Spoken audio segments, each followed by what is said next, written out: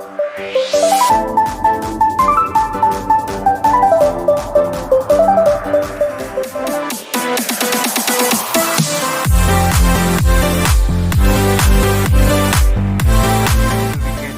Gujarat engineering એકેડમીમાં તમારું ફરી એકવાર સ્વાગત કરી છે। અત્યારે આપણે એક ઇમ્પોર્ટન્ટ સબ્જેક્ટ છે જેમાં તમે આ સારા રીતે આરામથી તમે માર્ક્સ કહેવાય ને સ્કોર કરી શકો અને ફેવરિટ વિષય તમે તમારી રીતે પણ ટોક સમજીને લખી શકો। તો એવા સબ્જેક્ટની આપણે વાત કરવાના છીએ અત્યારે।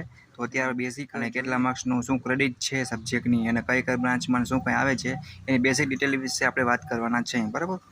તો પર્યાવરણ અને તેનું ટકાઉપણું, બરાબર। તો જો અત્યારે પહેલા સેમેસ્ટરમાં આપ્યું છે, પહેલું સેમેસ્ટર પણ આપ્યું એમાં આવતું હોય, બરાબર।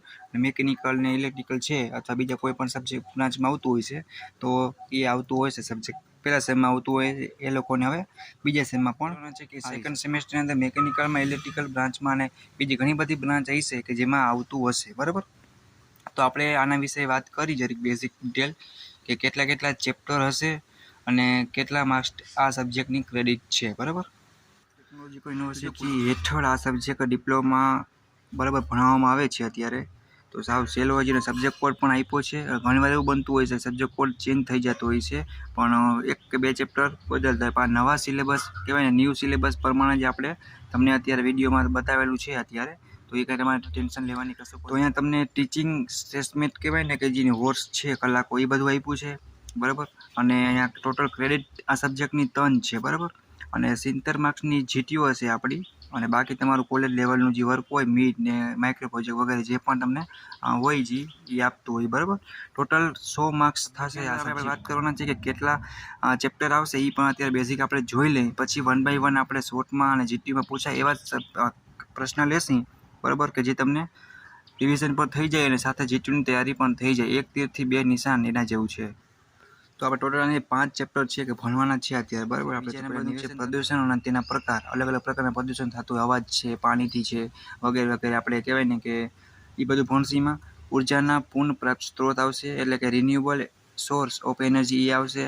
આબોહવા પરિવર્તન અથવા જળવાયુ પરિવર્તન, બરાબર, એ બધું આવશે। 5 ચેપ્ટરની વાત કરી તો એની અંદર પર્યાવરણીય કાયદાઓ અને ટકાઉ પ્રેક્ટિસ, બરાબર। જો અહીંયા પ્રેક્ટિસ તમારે આ સબ્જેક્ટમાં ઘણીવાર જીટીનું પેપર નીકળે ત્યારે એમાં ઘણા લોકોને પ્રોબ્લેમ આવતો હોય છે, બરાબર। એટલે આપણે ઇંગ્લિશ વર્ડથી જ પ્રશ્નને યાદ રાખશી, બરાબર। ઘણીવાર એવું બનતું કે શુદ્ધ ગુજરાતીમાં સ્ટુડન્ટ પ્રશ્ન વાંચી ગયા હોય પણ વાં જ્યારે જાય છે ત્યારે ઇંગ્લિશનું ગુજરાતી જ કર્યું હોય પણ ઉચ્ચાર કર્યો હોય તો અર્થ સાવ બદલાવી નાખ્યો હોય તો ઘણીવાર આવડતું હોય પણ પ્રશ્નના લીધે માર્ક્સ સબ્જેક્ટ સહેલો છે। આના આપણે જીટીયુમાં આઈએમપી પ્રશ્ન પૂછાય એનો પણ વિડીયો બનાવશે, બરાબર। અને આપણે બધા ચેપ્ટર છે જે 5 તમને અત્યારે અનુક્રમણિકા એટલે કે ઇન્ડેક્સ બતાવી મેં એના પણ આપણે શોર્ટ વિડીયો બનાવશી કે જે તમને એકવાર રિવિઝન થઈ જાય અને તમને આઈડિયો આવી જાય અને કઈ રીતે શોર્ટમાં યાદ રાખવું, બરાબર બનશે। આ સબ્જેક્ટને લીધે તમને સારા એસપીઆઈ આવશે આપણી ચેનલ તરફથી, એ ગેરંટી। તમને જેટલા ક્વેશ્ચન અને જેટલું જીટીયુમાંથી કહેવામાં આવે તમે કરી નાખશો એટલીસ્ટ મિડમાં પણ એ જ પૂછાશે અને જીટીયુમાં પણ એ જ પૂછાશે એની ગેરંટી, બરાબર।